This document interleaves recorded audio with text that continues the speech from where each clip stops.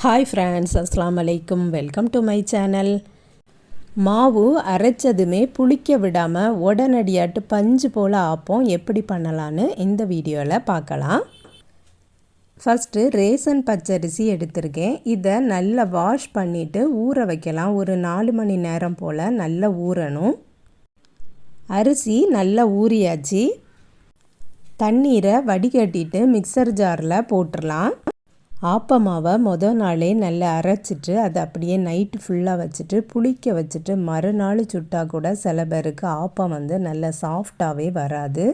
இது எப்படி உடனே நம்ம சுடுதோம் ஆனால் நல்லா சாஃப்டாக வருதுங்கிறத இந்த வீடியோவில் பாருங்கள். ஒரு பவுல் நிறைய வடித்த சாதத்தையும் இந்த அரிசிக்கு கூடவே போட்டு தண்ணீர் ஊற்றி நல்லா அரைச்சி எடுக்கலாம்.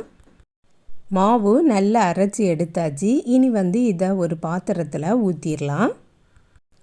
அரிசியும் வடித்த சாதமும் மட்டும்தான் சேர்த்து அரைச்சிருக்கோம். இதில் தேங்காய் கூட சேர்க்கலை.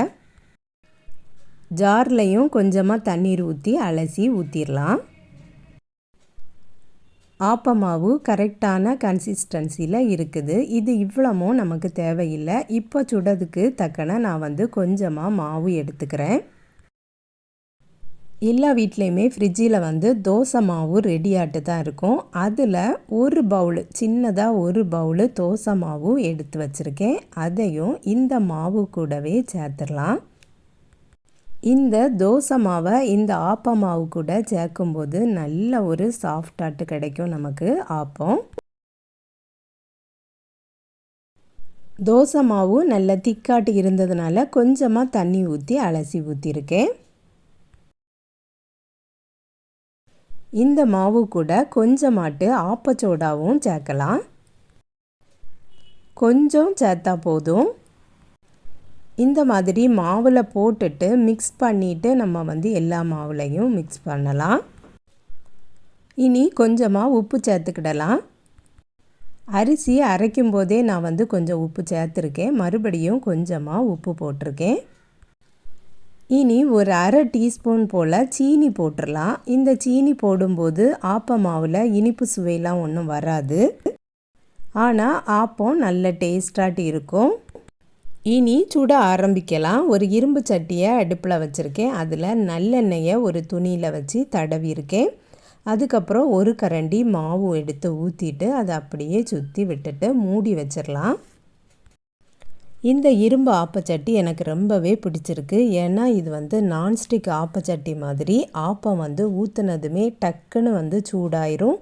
அதே மாதிரி நம்ம ஸ்பூன் வச்சு கூட எடுக்க வேண்டாம், கையாலேயே எடுத்துடலாம். அந்த அளவுக்கு அது ஒட்டவே செய்யாது. ஆப்பம் உங்களுக்கு பார்த்தாலே தெரியும் எப்படி வந்திருக்குன்னு. இந்த ஆப்பச்சட்டி வெயிட்டே இருக்காது, வெயிட்லெஸ்ஸான சட்டி. அதனால் சீக்கிரமாகவே சட்டி சூடாயிரும். மீடியம் ஃப்ளேமில் தான் இதை வச்சுருக்கணும், இல்லைன்னா ஆப்பம் கரிஞ்சு போயிடும். படபடான அவ்வளோ ஆப்பத்தையும் சுட்டு எடுத்துடலாம். ஆப்பத்தை சுட்டு முடித்ததும் அந்த சட்டியில் எண்ணெய் தடவியே அப்படியே வச்சுருவேன். அப்போ தான் இரும்பு சட்டி துருப்பிடிக்காது.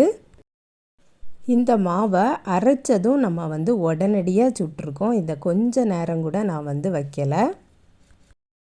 ஆப்ப மாவு தீந்து போச்சு. இன்றைக்கி போட்டுட்டு ஊற வச்சு எடுத்து அரைச்சி மறுநாள் தான் புளிக்க வச்சு சுடணுங்கிற கவலையே இல்லை. உடனடியாகவே நம்ம அரிசியை அரைச்சி ஆப்பத்தை சுட்டு எடுத்துக்கலாம். நல்ல பஞ்சு போல் ஆப்பம் ரெடி ஆயிரும்.